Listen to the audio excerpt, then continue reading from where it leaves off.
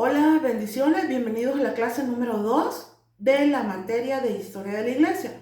Vamos a hablar ahora acerca de la Iglesia Pentecostal y esa está entre el periodo después de la muerte de Jesús, de la ascensión, ¿verdad? Viene la muerte, la ascensión de Jesús en el año 30 después de Cristo, hasta la muerte de Esteban en el año 35 después de Cristo.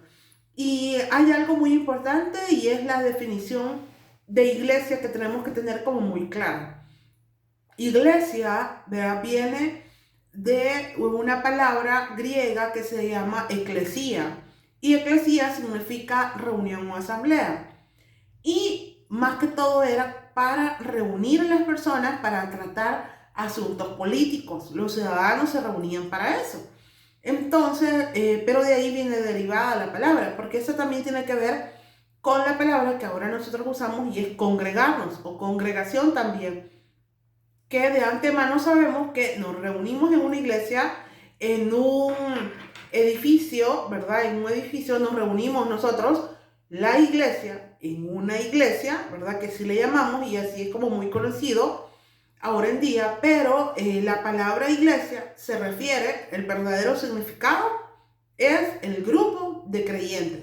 Les recuerdo que también acá mencionamos algunas citas bíblicas que es necesario que ustedes puedan leer al momento que ustedes van leyendo. Detener un momento el video, leer las citas bíblicas y continuamos. Dice acá, el principio de esta iglesia pentecostal, ¿verdad? Se fue durante el ministerio de Jesús, cuando sus discípulos creían, ¿verdad?, que Él era el Mesías que tanto habían esperado.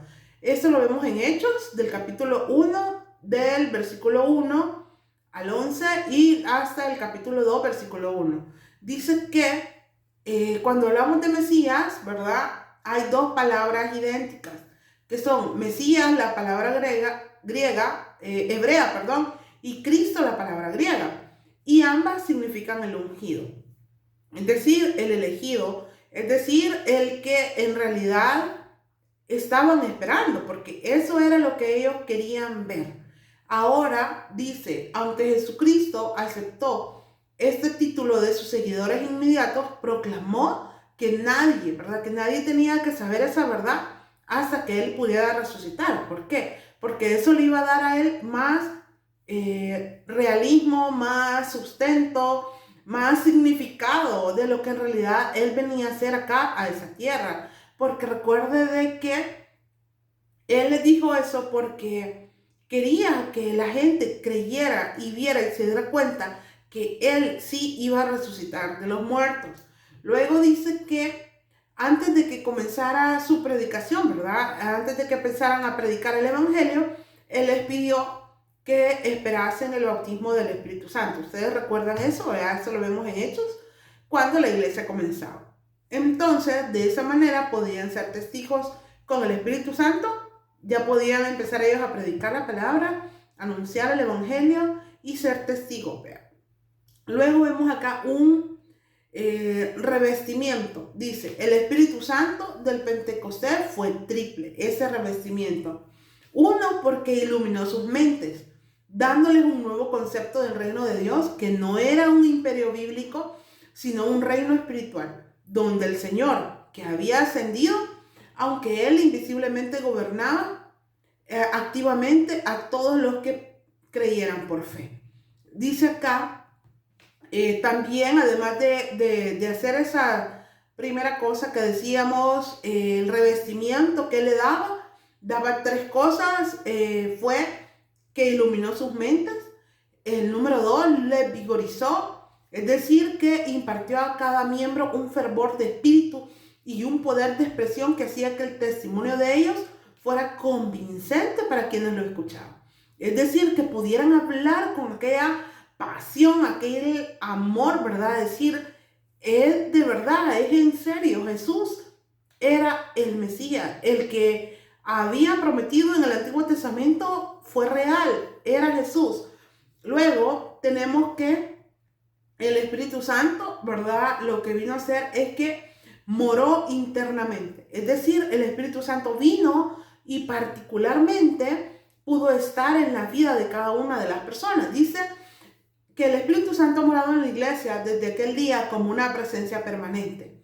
No es una organización o maquinaria, sino que como la posesión individual y personal de cada verdadero creyente conforme a la fe y consagración de cada miembro. Esto es sumamente importante que podamos recordar que el Espíritu Santo sí está en cada uno de nosotros, pero depende en cada uno de nosotros, ¿verdad? ¿Cómo vamos a permitir que Él pueda moverse dentro de nosotros? ¿Cómo vamos a permitir que Él pueda tener un espacio dentro de nuestra vida? Por eso dice acá que fue un triple, ¿verdad? Prácticamente triple acciones sobre las que se dieron en los creyentes. De verdad que les iluminó la mente, los vigorizó y vino a morar personalmente sobre cada uno de ellos. Esto hacía que las personas ya estuvieran listas, estuvieran preparadas para poder predicar la palabra. Luego, la localidad de esta iglesia pentecostal fue en la ciudad de Jerusalén. Ahí comenzó todo. Las sedes generales de la iglesia en aquella época primitiva dice que era el aposento alto en el monte de Sión y el pórtico de Salomón en el templo. ¿Quiénes eran sus miembros? Existían tres clases de miembros. Uno primero eran los judíos, que eran hebreos, eran aquellos cuyos antecesores habían habitado por varias generaciones en Palestina y eran de una raza pura, de israelita. Su idioma era la lengua hebrea. Luego tenemos a los judíos griegos o helenistas, que eran judíos descendientes de la dispersión, es decir, judíos cuyo hogar o cuyos antecesores estaban en tierras extranjeras. Muchos de estos se habían establecido en Jerusalén o en Judea y se habían establecido en sinagogas para sus diversas nacionalidades. Vean que este eran otro tipo de judíos, pero ellos, dice acá que Alejandro el Grande, después de esta conquista, el idioma griego llegó a ser la lengua prevalente en todos los países al este del mar Adriático y hasta cierto punto aún en Roma y en toda Italia. Dice que por tal motivo los judíos de ascendencia extranjera eran llamados griegos o también le llamaban helenistas, puesto que la palabra heleno significa griego. Los helenistas como pueblo, especialmente fuera de Palestina, eran los de la rama de la raza judía más numerosa, más rica y la más liberal, ¿verdad? Eran judíos, vivían fuera probablemente de Jerusalén, ¿verdad? Que era como el centro donde estaban ahí todos los de la raza pura israelita. Dice, y también están los prosélitos. Dice que estas eran personas de sangre extranjera, que habían renunciado al paganismo y que lo que habían hecho era aceptar, abrazar la ley judaica. De este tipo de personas eran los que comenzó la iglesia. Dice acá que sus dirigentes principales, y de verdad que hicieron una gran labor durante este tiempo de la iglesia pentecostal, fue Pedro y Juan. Dice que el dirigente principal, ¿verdad? El primitivo, el apóstol Simón Pedro, era el dirigente de la iglesia. Al lado de Pedro, el práctico, vemos a Juan, el contemplativo y espiritual. Rara vez hablando, pero eran tenidos en grande estima por los creyentes. Pedro y Juan. Totalmente diferentes, ¿verdad? Caracteres totalmente diferentes, pero que Dios iba a usar para que esa iglesia se estableciera.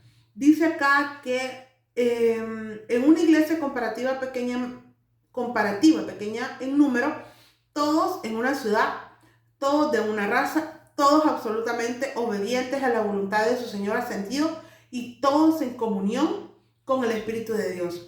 Pero era un poco gobierno el que se era necesario ahí. ¿Por qué? Porque todos tenían las cosas en común, tal como lo dicen Hechos, ¿verdad?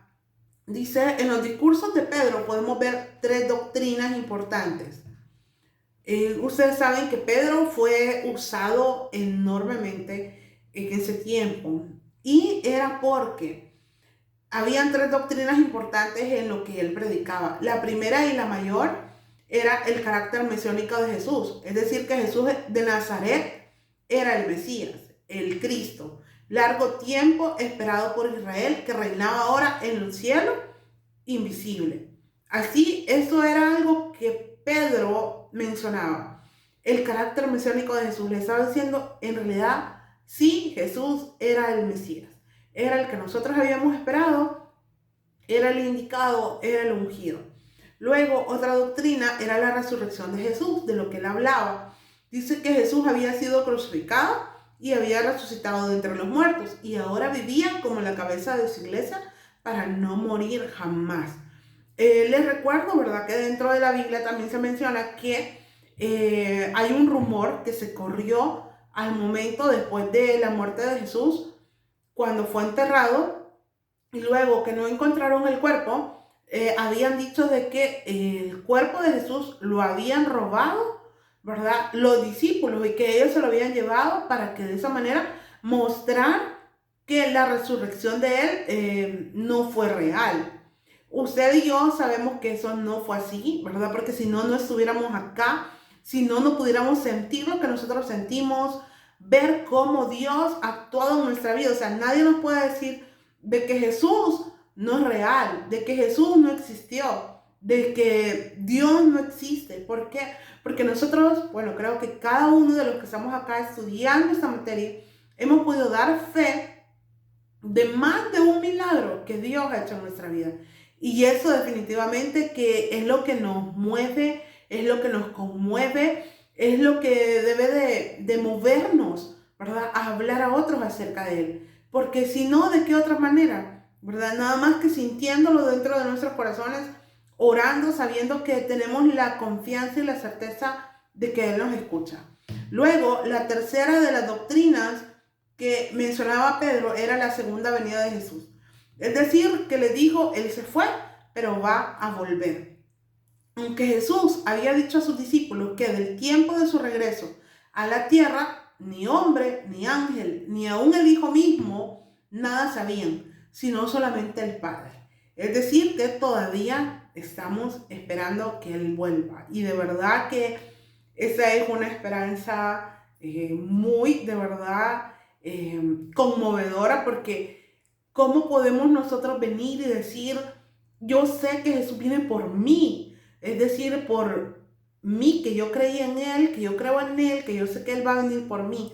Eso de verdad que tiene que hacer que nosotros podamos transmitir a otros ese sentir, ¿verdad? Decirles a otros, Jesús puede venir por ti también.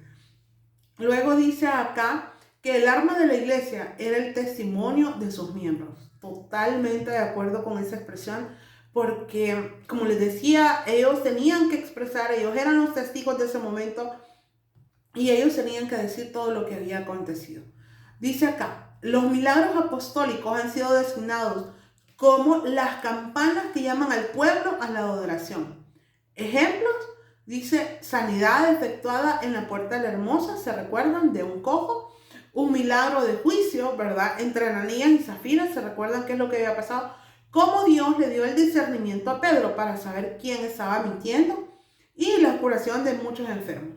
Por lo general, dice, la iglesia pentecostal no tenía faltas. Era poderosa en la fe y en testimonio, pura en carácter y abundante en el amor. De verdad que son características tan importantes que podemos nosotros poner en práctica en la iglesia donde nosotros nos congregamos, que dice que tiene que tener una fe poderosa, un testimonio poderoso, una iglesia de un carácter puro y que pueda ser abundante en amor. Dice, pero el singular defecto de esta iglesia era su celo misionero. Dice, permaneció en su propio territorio. Debió haber salido con el evangelio a otras tierras y a otros pueblos. Necesitaba el estímulo de la severa persecución para que la hiciera salir a desempeñar su misión mundial. Y verdaderamente recibió tal estímulo. Estaban tan contentos, estaban tan apasionados por lo que tenían, que lo hacían y lo compartían entre ellos. Y habían olvidado, dice, desempeñar su misión mundial. De verdad que esta iglesia, este tiempo de la iglesia pentecostal es muy lindo, es muy hermoso y es algo que nosotros podemos poner en práctica de verdad. Tener esa pasión, tener esa entrega, tener y acordarnos de cada cosa que Dios ha hecho en nuestras vidas. Gracias por llegar hasta acá. Nos vemos en la siguiente clase. Bendiciones.